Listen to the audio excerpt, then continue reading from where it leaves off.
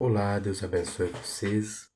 Hoje eu gostaria de falar sobre os perigos da teologia ad populum, uma, né, uma paródia, digamos assim, né, uma adaptação do argumentum ad populum, né, que consiste naquela estratégia argumentativa, uma falácia, né, na qual se busca defender a validade de um argumento, de uma ideia, simplesmente pelo fato de que muitas pessoas acreditam nessa ideia, ou que a maioria das pessoas de um grupo acreditam nessa ideia. E nós não podemos colocar nossa segurança nisso. É muito perigoso a teologia ser contaminada por isso. Infelizmente, a teologia hoje em dia já tem muitos problemas. Eu não digo hoje em dia, porque historicamente nós podemos ver muitos problemas. Mas por quê? Por exemplo, a Trindade. Você defender a Trindade usando como argumento simplesmente para validar, né, tentando validar a sua colocação simplesmente porque a maioria dos estudiosos e tal acredi- acreditam nisso ou acreditaram nisso. Primeiro que isso também já entra em outra falácia, que é o argumentum ad verecundiam, né? Que é o apelo à autoridade, ou seja, você buscar validar seu argumento simplesmente porque uma autoridade, né, falou isso, né? É que nem um médico achar que ele tá certo em tudo simplesmente porque ele é médico. Mas, ora, há discordâncias entre os próprios médicos, né? É que nem, por exemplo, aquele tipo de argumento que a pessoa, para validar a sua, a sua tradução, por exemplo, do grego, do hebraico, ela usa como fonte certas bíblias, né? Certas traduções confiáveis. Né? Só que a outra também usa, pro ponto de vista dela, outras traduções confiáveis, ou seja, isso não leva a lugar nenhum, simplesmente porque algumas traduções validam um ponto, outras validam outro. Claro, isso pode ser observado. Agora, esse argumento é estéril, né, quando ocorre isso, porque ambos têm uma fonte e tem às vezes mais de uma fonte, ambas válidas, né? Então a gente tem que ir direto para explicar por que, que é um ponto e não outro, não simplesmente ficar citando que uma Bíblia traduz de tal forma, então a minha forma está correta. O outro também pode citar outra Bíblia que traduz da mesma forma que ele acredita. Então vamos de fato, por que, que uma forma é certa ou por que, que outra forma é errada.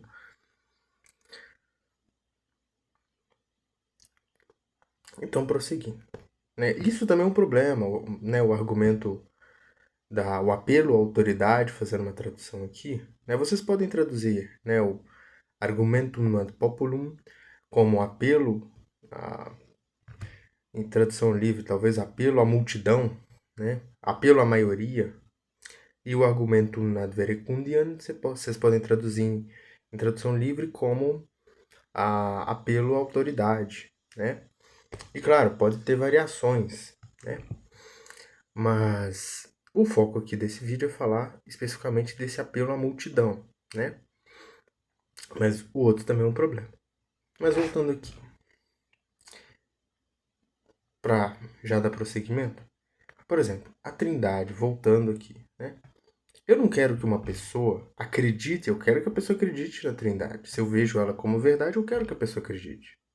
Mas eu não quero que a pessoa acredite simplesmente porque a Trindade é a visão, né, a visão, né, dentro do campo da teologia, né, da natureza de Deus, né? Agora eu esqueci o nome, se não me engano é ontologia. Isso envolve também um pouco a cristologia e tal, de uma forma ou outra. Mas eu não quero simplesmente que ela acredite porque a maioria acredita nisso. Ou porque a maioria das denominações, das confissões de fé defendem isso. Eu quero que ela acredite de fato porque ela foi convencida de que aquilo é verdade. Que foi mostrado a ela os motivos daquilo ser verdade. Até para ela ter base. Para ela explicar para as outras pessoas. Porque se ela só ouve, não é trindade, é isso, mas nunca é explicado para ela, nunca é mostrado não, por que, que é trindade. Ocorre até o risco de ocorrer aquilo que eu já citei no outro vídeo, que é o fenômeno do papagaio, sem teor pejorativo. tá? Mas é só um teor de buscar assimilar uma coisa tangível, né? O papagaio ele só ouve e repete, ele não entende o que ele está falando. E isso é um problema, porque às vezes a pessoa só ouve de Trindade, só ouve de Trindade, e só ouve os argumentos pró-Trindade, mas ela chega num debate toda confiante, porque ela tem os argumentos pró-Trindade, só que o opositor que não crê na Trindade, ele já conhece esses argumentos. E ele tem os argumentos dele. Só que essa pessoa não conhecia esses argumentos. Ficou tão enclausurada ali nos argumentos pró-Trindade que ela, às vezes, vai ter aquele debate vai ter um resultado negativo. Às vezes até para quem está assistindo, porque ela vai perder o debate e o outro vai sair como tendo pontos mais lógicos. Exatamente porque quem não crê na Trindade, exatamente por esse grupo não ser a maioria, tende a estudar muito mais, tende muito mais conhecer os pontos pró-Trindade para conseguir refutá-los, porque tem que lutar contra uma maioria. Enquanto você tá uma pessoa debatendo com cinco, você tem que ter um nível de argumentação muito maior. Então, às vezes, essa pessoa está muito mais preparada que essas aqui. Lembrando que o debate não deve ter o fim, o objetivo de vencer o debate. Né? Assim, de trazer um vitorioso. A pessoa não deve entrar no debate simplesmente com o objetivo de vencer, de superar o outro. E sim, se é um tema como esse, de mostrar a verdade ao próximo, por amor ao próximo, para que ele possa ser convencido. Nós não podemos ter a nossa fé simplesmente porque em algo, simplesmente porque uma maioria crê nesse algo. Isso aplica ao contexto cristão também. Porque se a gente seguisse essa lógica, os judeus no tempo de Jesus estariam corretos. Porque possivelmente era uma maioria. Em comparação àqueles judeus que aceitaram a Cristo. Ou aqueles no tempo de Elias, que inclusive Elias chegou a pensar que estava sozinho. Ou os católicos apostólicos romanos estariam certos, porque foram a maioria por muito tempo. Mas justo protestantes tiveram, de mesmo em minoria, lutar contra aquilo que era a maioria. Mas nós não podemos fazer isso, fazer o que os católicos fizeram, que os judeus fizeram, de pôr nossa segurança em coisas inúteis. Porque quando a pessoa não está segura na fé, não tem uma fé genuína, ou não está vivendo essa fé, ela precisa pôr a segurança dela em alguma coisa muito tangível para ela. Ela precisa pôr a segurança em uma coisa que ela consiga ver, observar, algo muito concreto. Porque ela não tem de fato a fé, ou ela não está vivendo essa fé. Mas quando você vê Hebreus, por exemplo, Moisés perseverava, salvo engano, como quem vê o invisível. Mesmo sem ele poder ver a eternidade, ele considerava a eternidade de mais valor do que o que ele podia ver, que ele rejeitou. Eu digo os prazeres mundanos, as regalias do mundo. Eu acho que, por exemplo, o erro dos católicos é principalmente isso, colocar muita segurança em uma suposta tradição. E esse argumento por parte deles, geralmente é um argumento considerado muito forte, porque não temos não sei quanto tempo de tradição. Mas é possível que o povo judeu tenha muito mais, nem por isso eles estão certos. Você vê, é que nem no tempo de Jesus.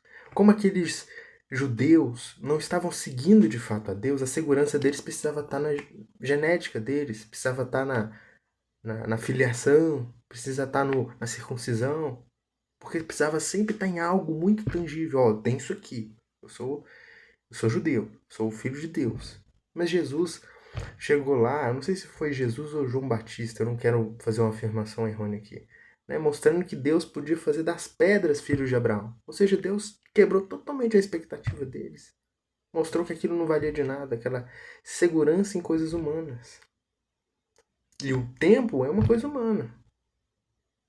Porque tem religiões muito antigas também.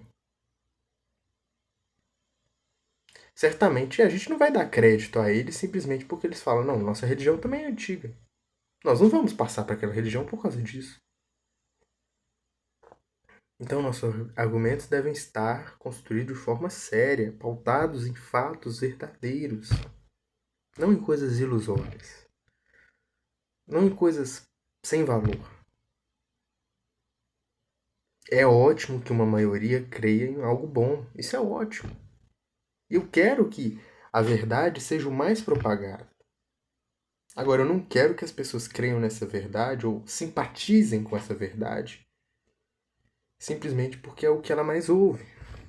Por quê? Por que vocês acham que a Igreja Católica tinha tantos adeptos assim, historicamente? Porque ela ocupava ali a maioria. Era o que as pessoas ouviam. Mas você acha que todos aqueles eram de verdade católicos? Eram verdadeiramente católicos? E mais, vocês acham que aqueles eram verdadeiramente cristãos? Então não conquistemos pela quantidade, conquistemos com qualidade. E aí sim a gente pensa em quantidade depois. Se a gente consegue a maior quantidade com qualidade, ótimo. Agora, conseguir quantidade de forma rasa, melhor nem fazer isso.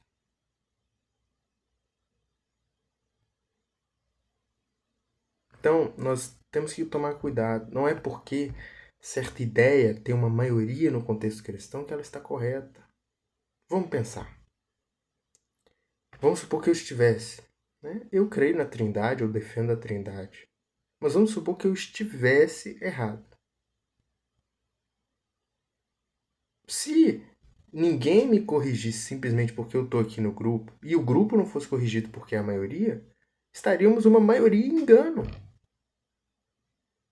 Se os protestantes não tivessem lutado contra certas coisas erradas na Igreja Católica Apostólica Romana, aquelas coisas não teriam mudado, porque de fato, creio que houve mudanças, né? Na Igreja Católica após a Reforma Protestante, mudanças positivas, muito possivelmente, no contexto cristão como um todo. Assim como, obviamente, houve mudanças positivas na época de Jesus entre o judaísmo. Mas há-se aquele desafio de lutar contra a maioria.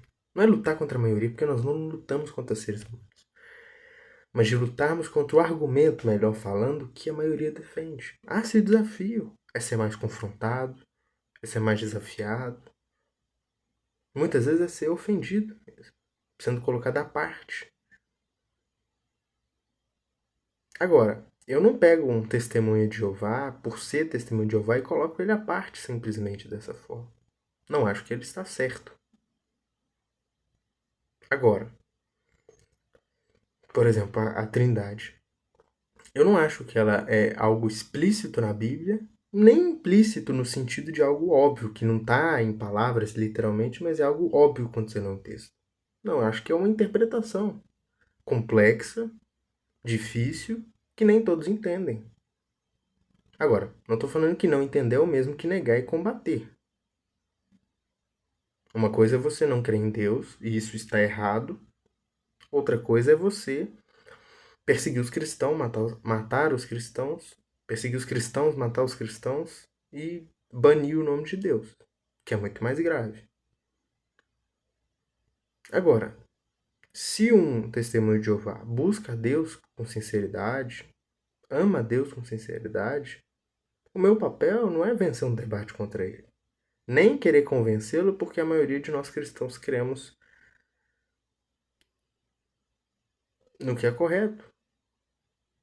Não pelo fato de sermos a maioria, mas sim de mostrar com amor a vida dele para resgatá-lo do engano. Aqui, cara, você pode ver aqui, você pode ver isso. Esse ensino é perigoso, saia disso. Olha aqui na Bíblia, aqui, nesse trecho, nesse trecho, nesse trecho. Você vê que esse ensino que você segue não bate aqui? Claro, não necessariamente você precisa usar de palavras suaves sempre. Existe um momento de repreensão, existe um momento de correção. Agora, não confundam correção com arrogância, não confundam repreensão com ódio. Mesmo a repreensão mais séria deve ser feita com amor e com o intuito de ajudar o outro a mudar. Se esse intuito se perde, não há por que ter correção. Se a correção é simplesmente para menosprezar o outro, para mostrar que o outro é inferior a você, não tem por que fazer essa correção. Porque é uma correção errada. Então, pautemos nossa crença naquilo que de fato é correto. A fé não é pautar crença somente em coisas tangíveis, em coisas que podem ser vistas, em coisas que podem ser entendidas. Possivelmente, até um cristão mais treinado, um mestre, um pastor, se ele for perguntado de algumas questões sobre Deus, sobre a eternidade, sobre o mundo espiritual, ele não vai conseguir responder. Ou ele vai citar possibilidades. Mas mesmo assim, ele não deixa de crer em Deus porque ele não consegue explicar tudo sobre Deus. O que a gente consegue explicar, o que a Bíblia explica, ótimo. Isso aí eu não estou questionando.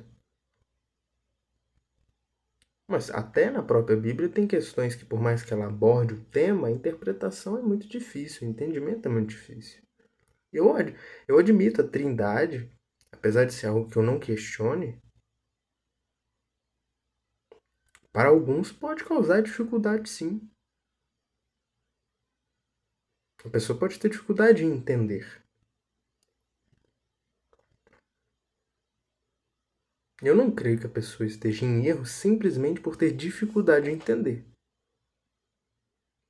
Eu não, por exemplo, as questões mais essenciais à fé, por exemplo, que são vistas nas cartas de Paulo, né, que Paulo explica muito sobre a doutrina, em Tiago a gente vê, eu não vejo nenhum deles colocando a necessidade de se crer na Trindade.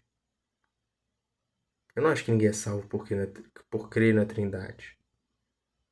Não vejo a Bíblia falando que todos devem aceitar Jesus como seu Senhor e Salvador e crer na Trindade para serem salvos. Talvez isso mostre a própria misericórdia de Deus para com aqueles que têm dificuldade em entender sua natureza. Talvez isso mostre que nem Deus está exigindo tanto das pessoas quanto alguns exigem. Talvez. Não estou falando que é isso. Mas tem coisas que nós devemos pensar. Não podemos exigir mais das pessoas do que o próprio Deus está exigindo. Tudo tem o seu tempo. Isso não quer dizer que não devemos mostrar aquilo que é correto. Isso devemos, mas com paciência, tal como fomos tratados. Se hoje estamos aqui, se hoje estamos vivos, não morremos no pecado, é porque Deus teve paciência para conosco. Quem aqui nunca creu no ensino enganoso? Quem aqui nunca percebeu, poxa, aquilo que eu acreditava não é bem assim? E vai aprimorando o entendimento. Mas eu acho que a gente não deve criar uma barreira e separar, não. Até um certo ponto até vai, mas de lá pro Testemunho de Jeová para lá não vai. Do Mormon para lá não vai. Não acho isso. Eu acho que às vezes a pessoa está tendo uma dificuldade ou um problema mesmo muito mais sério. Mas exatamente por ser um problema muito mais sério, ela precisa muito mais de ajuda.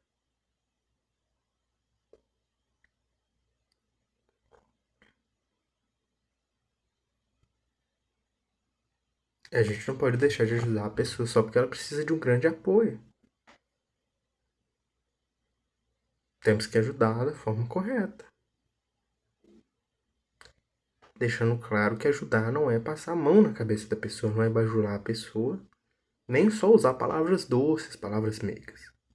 Neste momento eu estou gravando um áudio, um vídeo de forma tranquila, porque não tem motivo para eu falar em um tom diferente do que eu estou falando. Mas em um momento que eu vou repreender um irmão, eu posso falar com um tom mais sério e mais grave. Não devo desrespeitar, porém devo corrigir quando é necessário. Igual Provérbios nos ensina que o sábio ama a correção, ama a repreensão. E claro, para nós é muito difícil recebermos correção, repreensão. É muito difícil. Nossa natureza é muito orgulhosa. Mas temos de viver com base na humildade, na mansidão, na bondade, no autocontrole, na paz, que é o que reflete o fruto do Espírito, é o que reflete o Espírito. É o fruto que reflete o Espírito. E temos que nos pautar nessas coisas. Claro que nas minhas palavras aqui, não somente aqui, como palavras que eu já falei, palavras que eu falo aqui nesse canal, eu posso errar. Eu acho que isso é parte do exemplo, admitir isso é parte do exemplo que eu devo dar.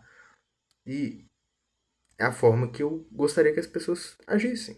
Então eu também devo agir assim. Mas ainda que eu possa errar, eu devo buscar da melhor forma trazer aquilo que é, de fato é correto, aquilo que de fato edifica as pessoas, para que todos possamos crescer conjuntamente em sabedoria. Um grande abraço a vocês, meus amados. Deus abençoe.